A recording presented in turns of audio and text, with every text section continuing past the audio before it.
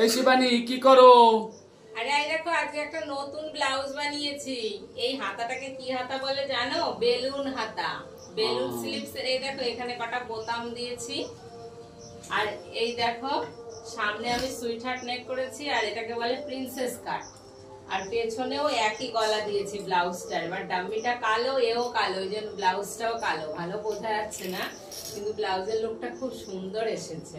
তাও তো খুব সুন্দর লাগছে। তোমার জন্য একটা বানাও এরকম, খুব সুন্দর লাগছে। ভালো লাগবে এই ব্লাউজ? হ্যাঁ ভালো লাগবে, গরমের মধ্যে পরবা, একটু এদিক ওদিক ঘুরতে যাবা। ও আচ্ছা, কিন্তু জানো এই ব্লাউজটা বানাতে অনেক খরচ পড়েছে। পড়ুক না, কি আছে।